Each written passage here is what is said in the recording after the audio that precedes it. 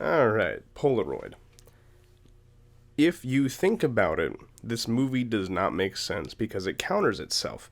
Was it the camera, or was it the father that was evil in possessing the camera? If the camera had an evilness to it regardless, that would make more sense.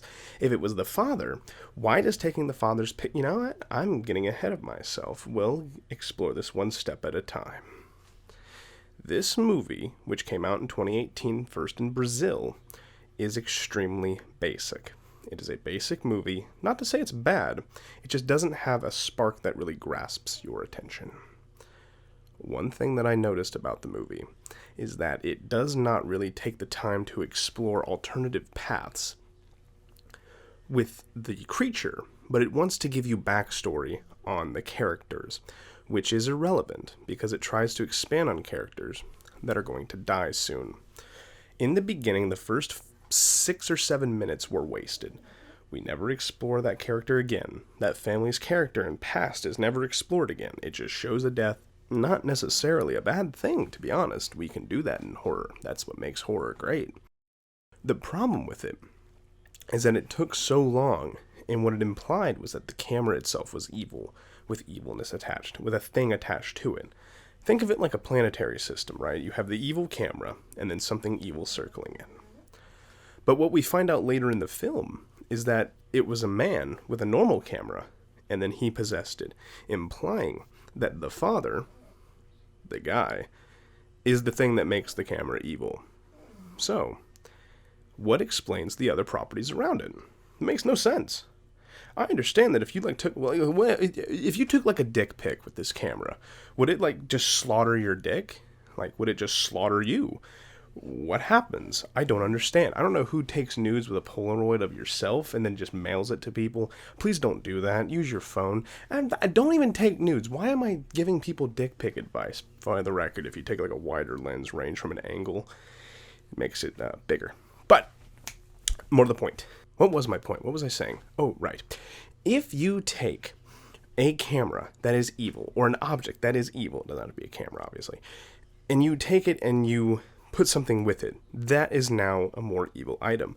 Normal item plus evil spirit creates an evil item. So why were the pictures itself the thing that was evil? Because the creature was in the pictures, but the pictures are actually alive. So, okay, leaving the first character that we see die and moving forward, we meet a lot of other characters, blah, blah, blah, blah, blah. We get Loverboy. Loverboy is cool. He's awesome. You think, oh man, he's going to come around and be a love interest. Nope, he gets fucking annihilated, just absolutely fucking obliterated. He is dead as shit.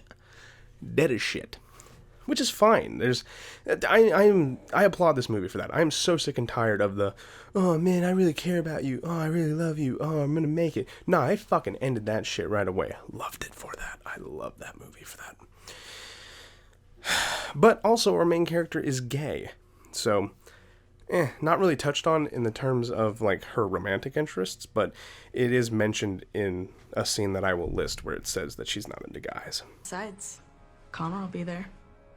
You know, I don't want to scandalize you, but I saw him in a speedo swim meet last week.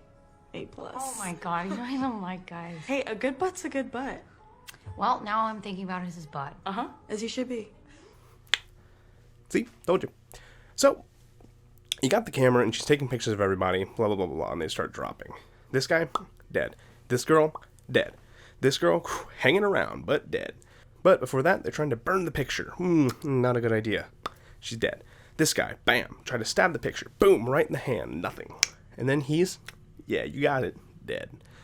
But that's, there's also Baldy McSheriff over here. Yep, ripped in half. But that right there implies, right here, pause, right there on his head.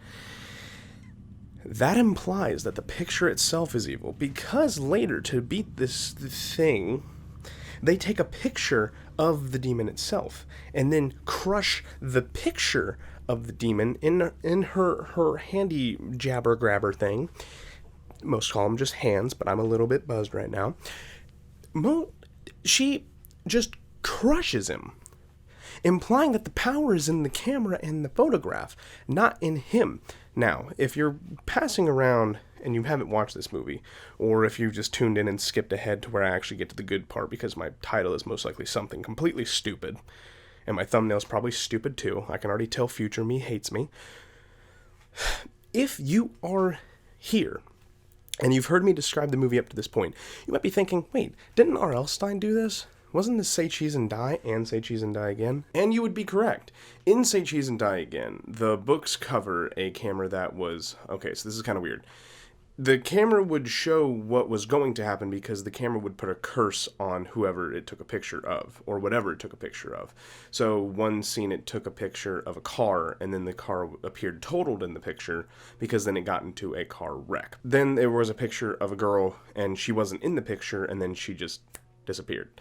So that's what the camera did because, and this is true in the plot, the camera was a science experiment that was later cursed by black magic by a vindictive scientist who was angry at a scientist who stole their work because he was greedy. So the only one who really died in that book that confirmed was the scientist who tried to keep them in the house because they took the picture and he died of fright. Yeah, but other than that, the movie and those two books are completely the same. Other than the fact of this camera shows them normally and they will die, the other camera shows what will happen to them because it is a curse. One is haunted, the other is a curse. That is the big difference between the two. But moving on anyway. When you have an object that is supposed to be the thing of your haunting, destroying that object should destroy the creature with it. Or vice versa, taking the creature out of the object should make the object null and void. The creature is solidified. He's right there. Now, everybody knows a demon can possess multiple things. It can be in multiple places at once because it's no longer a physical thing. Cool. Gotcha. Don't care. What I do care about is why can the thing that the demon uses to hurt something hurt it too? Because that implies that it's not the thing killing them. The camera's the thing killing them. How can you twist it like that? I just don't get that concept. Am I diving too deep into a horror movie that's a low budget? Yes. Am I diving too deep in a horror movie that barely anybody has seen? Of course I am. But that's my channel. I'm petty, motherfucker. I'm petty. So the reason that it's been a while, by the way, real quick, short note. The reason it's been a while since I made a video is because tons of things have happened. Moving on. With this movie, you have multiple characters that just pop in and die. I don't even know their names. It doesn't matter to know their names. If you've ever seen one of my videos, you'll know. Sometimes names aren't important in horror because they just die. That's what they're there for. They're there to be high and then die. That's it. I call them high and die characters. Or at least I will now. You could technically use this camera as a weapon now that I'm thinking about it. I mean, think about it. You could take a picture of somebody, then just walk away, and then they die. You know, you could be the ultimate assassin with that. Because who's going to suspect you? No one. Yet your mark is God. Pretty impressive if I say so. The complexity in this horror movie was null and void. It was not needed. Okay, so if you haven't seen the movie, here's the complexity about it. The big, whoa, what's going on? During an explanation with the mother talking about her daughter in her room, they do a flashback, and then they explain that the daughter was a loner at school, and then she hung out with some kids, and then they took her out, and then they, I don't know, took some pictures or whatever of her, and then she hung herself. Blah, blah, blah, sad face, oh, wah. And then you're thinking, oh, man, these teens suck. And then you're like, man, well, they'll be getting him. And then it moves around, and then the sheriff is the one who survived it, and then they lure him in, they take his picture, and then he's like, no, you don't understand. And then turns out the father is the one who took the pictures because he was raping her, and the mother knew about it and just ignored it and just created the story, and she hung herself because the father went crazy and started killing all of his friends, and he survived. That is the complexity that was spread out over about 20 minutes of explanation. There was no need for it. We could have just had a different backstory or just went straight to the point, but we didn't. It doesn't make any sense not to also. You have an hour and a half. You have an hour and a half of dedicated time, and you spent a good chunk of it trying to mislead people in this old twist and turn. A maze is not impressive when it's a very short one. One or two extra turns, not really as jarring. But like, steering it the whole way and then reversing it, that'd be cool. Maybe add an extra 10 minutes for that. I don't know how much that would be money-wise, because I don't make movies. All in all, this movie was actually pretty good. I would recommend watching it. Just don't expect it to be, like, amazing, but do expect it to scare you. There are plenty of jump scares in it. Now, this movie does rely heavily on jump scares because, I hate to tell you this guy sounds like an asthmatic. That is... Listen to this guy.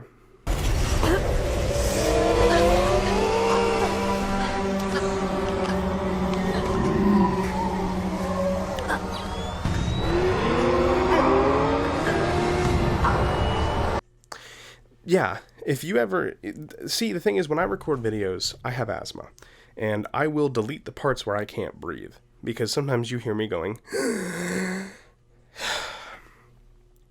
and that's kind of what it sounds like.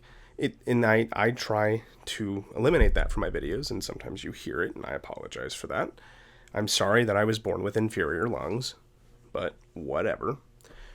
But the movie premise of this thing being physical and not physical and just popping up only when it's dark, trying to be light, trying to be, what was it? Lights Out, I think is what the movie was called. Yeah, Lights Out, where the thing is in the dark. Trying to be that, but no. All right, well, I'm starting to ramble, so I'm just going to go ahead and end it here. Thank you guys so much for watching. I will try and be more proactive. I know I always say that, but I will try and be more proactive, make more videos, etc., etc. My life is kind of evening out, so I should be able to carve out some more time for that. But anyway, thank you guys for watching, and I hope to see you next time, and next time being more frequently. Peace.